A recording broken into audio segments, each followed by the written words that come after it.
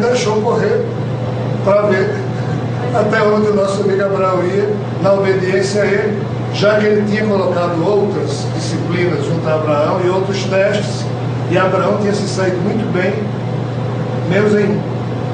Aí ele deixou esse menos um, eu não sei qual é a pessoa que foi tudo lá em cima. Então ele deixou, e por isso, no momento da guerra, ele disse: ei, Abraão, basta, não precisa. É muito complexo. Segundo o que eles dizem, eu vou aqui, para não ficar muito longa a explicação, me apegar aos exemplos que vocês falaram. Na época dos egípcios, quando os hebreus estavam cativos do poder egípcio, Moisés e Javé rogaram as boas pragas dos egípcios, ou eles libertavam os hebreus ou as pragas, e uma das tais, a questão dos primogênitos, deveria ser colocado sangue nas portas para preservar os primogênitos do lado hebreu. O que é isso, pessoal? A gente não sabe disso. Mas o sangue animal, com uma certa dose de poder mental a ele agregado, já que o líquido recebe, ele copia as informações que recebe de qualquer mente. O sangue animal de qualquer bicho, do ser humano a um ratinho, ele funciona como foco agregador de seres elementais, ou seja, de alguns tipos de alminhas, de mônadas, que ainda não têm a condição pensante desperta. E o conjunto vibratório desse sangue, de átomos ou moléculas desse sangue, associados a essas forças espirituais, promove atração e repulsão a certas energias. No caso dos hebreus, essas marcações funcionavam como uma espécie de cerca de arame farpado vibratório e fazia com que o tal anjo da morte, que iria ferir os primogênitos do lado dos egípcios, respeitasse aquilo ali. O tal anjo da morte, um tipo de vibração solta por uma nave, e aonde tem aquela vibração, isso do jeito que o isopor se derrete diante do fogo, quando a vibração vai chegando diante dessa outra vibração que está lá já. Ou seja, bruxaria. Por isso nós não temos ainda o devido equilíbrio moral e nem muito menos a maturidade emocional para falar sobre isso, porque a gente vai chamar de magia negra, bruxaria, mas não é. O que nós chamamos aqui na Terra, com os conceitos que aqui nos acostumamos a qualificar, depende da intenção. Se dentro da cultura humana que se praticava era isso, e se nós matamos animais da natureza terrestre por prazer ou por necessidade alimentar, se a própria natureza criada por Jeová na Terra, ela é de formas que tem que destruir outras formas para poder manter a sua forma, nós temos que comer, nos alimentar de outras energias para poder manter o nosso padrão energético vivo. Bruxaria. Bruxaria seria você matar, utilizar esse tipo de poder para fazer mal, com a intenção da maldade. Mas o Bhagavad Gita explica claramente que você pode às vezes até matar alguém intencionalmente, ou seja, querendo, mas dentro de uma circunstância cósmica em que a morte daquele alguém fará bem ao progresso espiritual ou ao progresso de uma coletividade.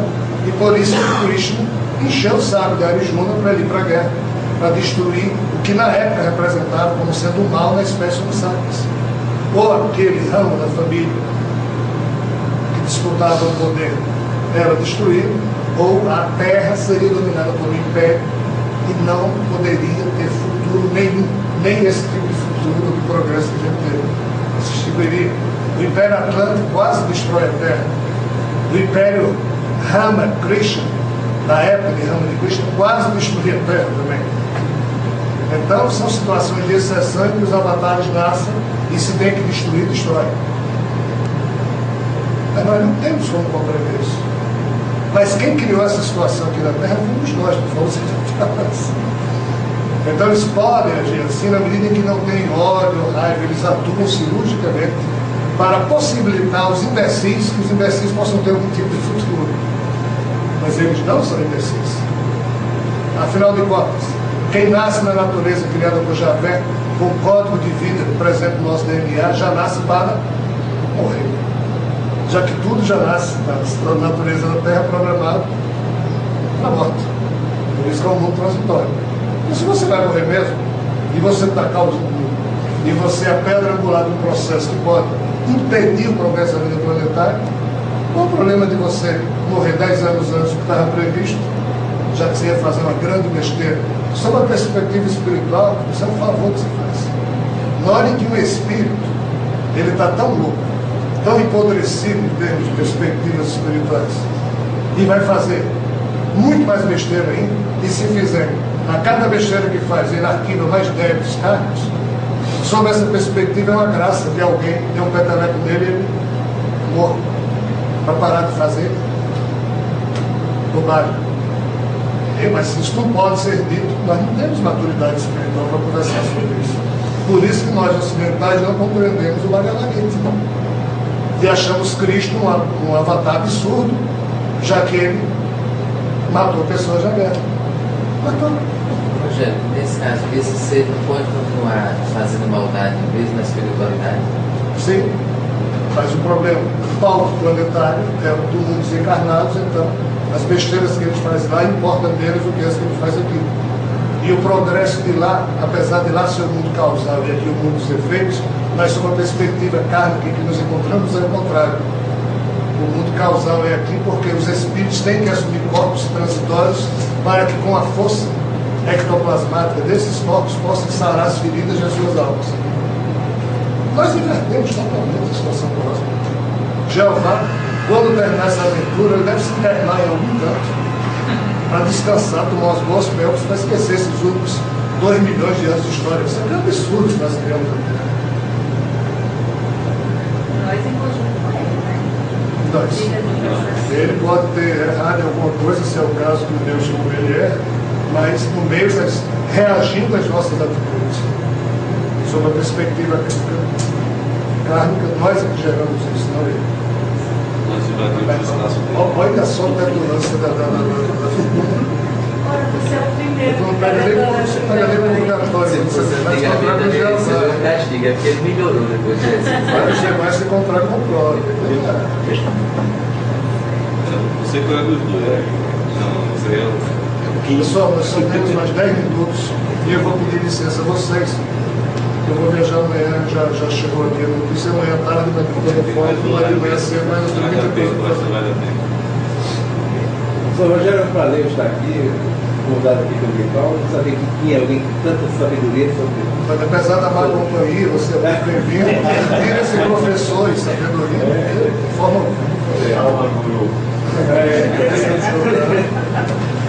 Eu, aos 19 anos, eu vi, até hoje eu não esqueci imagens tão bonitas de um objeto voador acima de mim, né? Quando eu vinha do curso da UFRN, e foi a primeira vez, né? Então eu comecei a pesquisar, e outra vez foi em João Câmara, quando eu estava lá e vi alguma coisa passar assim, né?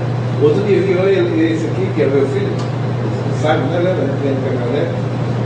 Aí foi até que me chamou a atenção quando vi alguma coisa, né? Que não podia ser avião, que fazia atos. Mas a minha pergunta, a curiosidade da questão, professor, existe aquela teoria da Terra oca, que há uma espécie mais evoluída, vivendo abaixo, e tem alguma lógica, né? O João Câmara disse que tem um portal lá para vida mais inteligente. Se tem, a questão é se existe alguma vida mais inteligente nessa parte inferior da Terra. Olha, eu tenho recebido notícias desses mentores espirituais e cósmicos ao longo dos últimos anos, 25 anos. Eles nunca se referiram a essas civilizações vírus.